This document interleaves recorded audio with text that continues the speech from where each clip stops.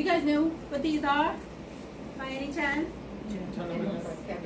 Yeah, cabbage, turnip, all right? Okay, cabbage and turnips happen to be part of the same plant family, right? The cruciferae family.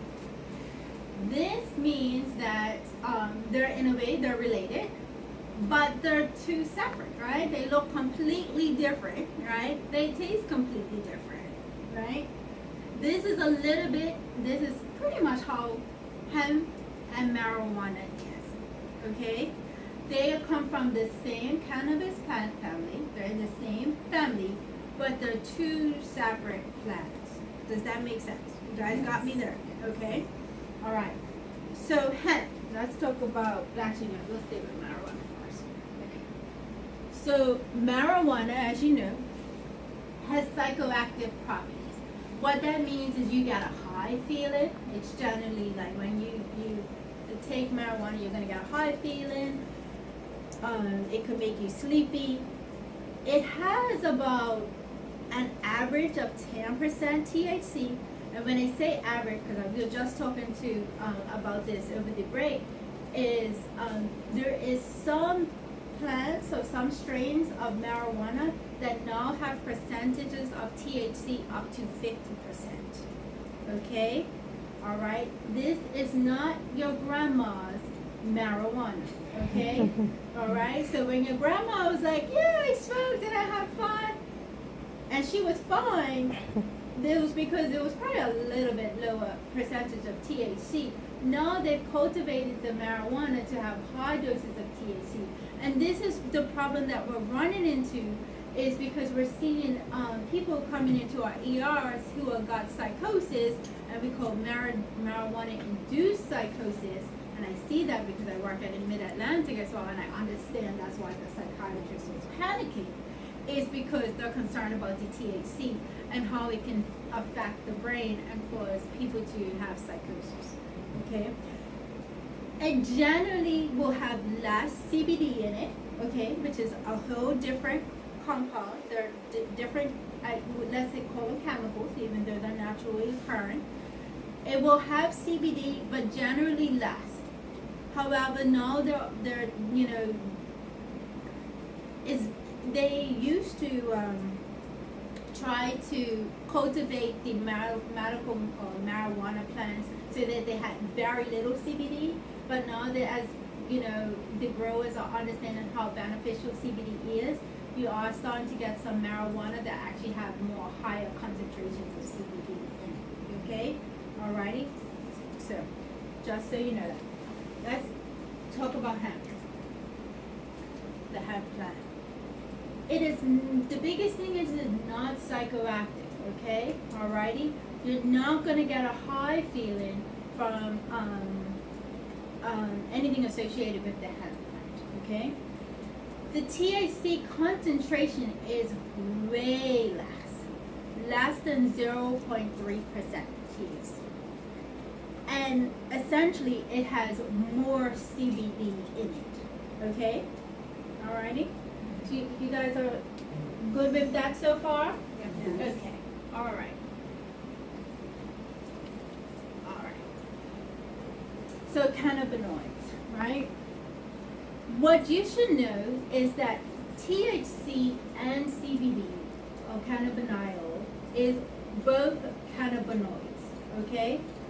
They are the star cannabinoids because a lot of the research has either used THC or cannabidiol, CBD, or they've used them both, okay? All right? They're both cannabinoids.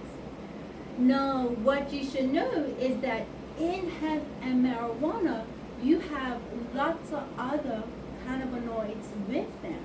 Say that they're friends. They're also there. They're very similar in their structure, and it seems like they work together. And they think when they break down these plants, they've identified at least 120 or so other cannabinoids in the plant. Okay. And why this is important is because when you get sources of CBD directly from the plants, you get the other cannabinoids with them. And it's even better to have the cannabinoids with, say, their friends, okay? When we look at the benefits and the health promoting properties, okay? Now, in our bodies, there's an endocannabinoid system, okay? What that means is that we have a system in our body that is already wired for cannabinoids. And we make our own cannabinoids. So we make our own marijuana, okay?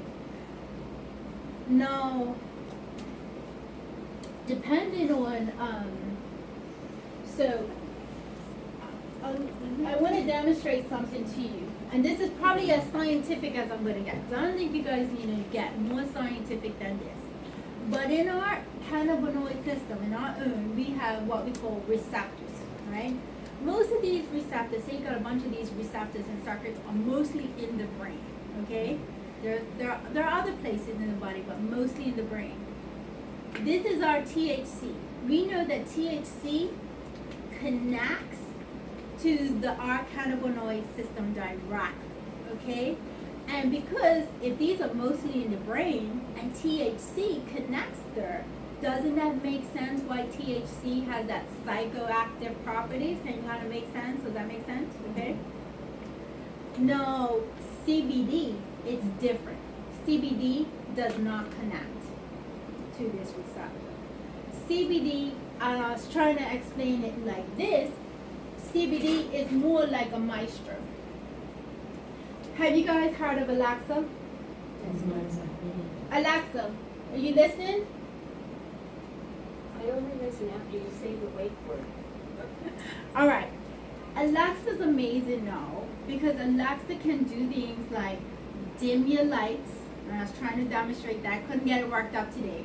But Alexa can dim your lights. She can turn on your lights. If your fridge is running too cold, she can cut down the temperature. She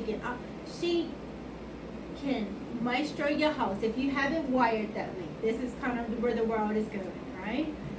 That's a little bit how CBD works. We know that it's not necessarily connected right to our receptors, but in a way, it's helping to, orchestrate things, okay? If things are a little bit high, it's like, bring it down, whatever. If things need to be brought up, it's like, bring it up, okay? And so it seems to work in our bodies in different systems of helping our bodies to either bring things that are running too high down, things that are running too low up, and that's how the benefit seems to be from what we understand.